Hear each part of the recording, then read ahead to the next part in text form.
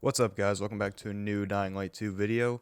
If you haven't seen the last video, this is pretty much a continuation, so it's not going to make sense unless you watch that one, or unless you've seen the article that I talked about in the video, of course. But anyway, we actually did get a response. Well, we actually got a Polish response from Techland, and this that I have pulled up right now is a response that was sent to Best Gamer Ali. He's one of the bigger Dying Light / Dying Light 2 YouTubers that would be reporting on this. We are still waiting for the official English version, I guess, but this is official, but I don't think that's going to be really any different than what we see here and in the Polish version. Anyway, let's see what this email says here. The official statement for you. We take any issues of this nature concerning Techland very seriously, especially the ones regarding the working conditions of the people who have been building company success for years. We answered all the questions asked by Kirk, editor-in-chief of The Gamer, honestly and comprehensively. We emphasize that we respect both the opinions of the journalist and the statements of our former employees, despite the fact that the absolute majority of them were presented to us for the first time when we were asked to comment on the planned article. Now, what they mean by that is that they were only aware of the kind of article it was going to be basically right before he posted it. Now, obviously, this guy Kirk wasn't going to tell him what type of article it was, because if he would have said that, he most likely wouldn't have got the interview with the CEO. That's just my opinion. I think if they knew this was going to be an article pretty much bashing Techland, they wouldn't give him the interview with the CEO. And I think the way Kirk did it was actually the best way, because this gives us honest answers from the CEO when he didn't know about the situation and all the employees commenting on the side. Moving on though, some of the described incidents took place according to the information presented to us over 10 years ago. So this is definitely one important thing to note. Some of the incidents took place over 10 years ago. Now, the only problem I'm seeing here is they're not being specific enough here.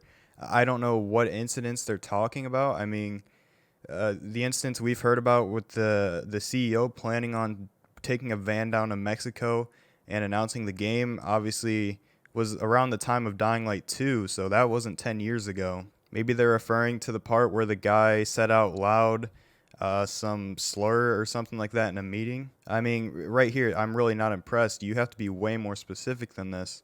We can't really, that gives us nothing over 10 years ago. Which incident? We are constantly working to improve internal communication with the company. We pay particular attention to employees' feedback and suggestions about the company. In our opinion, the comments of Paweł Marcheka quoted in the text unquestionably confirms our commitment to the matter, and also confirms the fact that we take full responsibility for how the company is perceived by our former and current employees. So once again, doesn't really say much. They're actually saying here, in their opinion, they sort of back up the CEO's statements and basically saying he has a commitment to the matter. So I don't know if that's the right way to say it, but I guess. Down to the end here, we clearly declare that we will not stop in our efforts to make Techland the kind of employer that all talents of the industry dream of. A friendly place for all ambitious people looking to play their part in the game development industry. Dying Light 2 is the most innovative project we've worked on for 30 years of the studio's existence, which also resonates in the time it's been in development. One thing I do want to address is I was talking in the Dying Light Discord earlier, and there was a few people in there kind of telling me all of this has been disproved, the article is fake. What are you talking about? Right here, they're basically admitting to these events happening, and they said some of them took place over 10 years ago, which doesn't help us at all. If you want to help us, you need to tell us what happened 10 years ago and what didn't. So for people to be saying that this is just totally dismissed is absolutely ridiculous. And if this is the only statement they're going to put out, if this is the same version they're going to release in English, which I don't know what the hell would be taking so long. I mean, now that makes me kind of think the English version might be more extended. I mean, I'm hoping. I don't think it would take them this long to put out a tweet or something to, address this issue in English when they can send an email this quick. So hopefully there is an extended version, but as of right now, looking into this just further, I mean, one of the points in the article was that the marketing team is incompetent and the guy that's leading them isn't fit for the job. Now I'm kind of wondering if the reason why they haven't put out a tweet or anything yet, kind of responding to this, where it will actually get a lot of attention and not just like on some website so people in the Discord can see it. I'm thinking maybe they don't want to let this thing gain any more traction and try to keep it as concealed as they can. That is definitely one possibility I'm thinking of. The other obviously is that they're writing an extended version responding to everything, which I hope they are doing.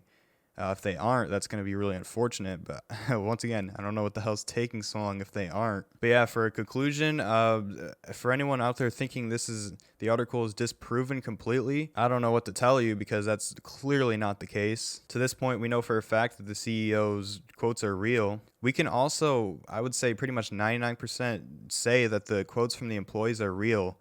And if you want to see my reasoning, it says we emphasize both the opinions of the journalists and the former employees. Also, think about it. There was a specific guy in the article named Powell who ended up leaving Techland, starting a new game company or whatever, and that got bought out by CDPR, it said in the article.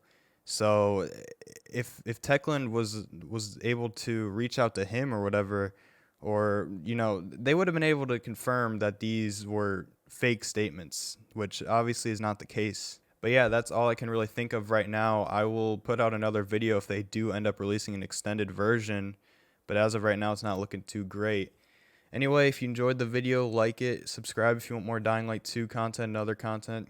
Go ahead and share the video to someone if you know they'll like to watch it or whatever. And thank you for watching, and I'll see you in the next one.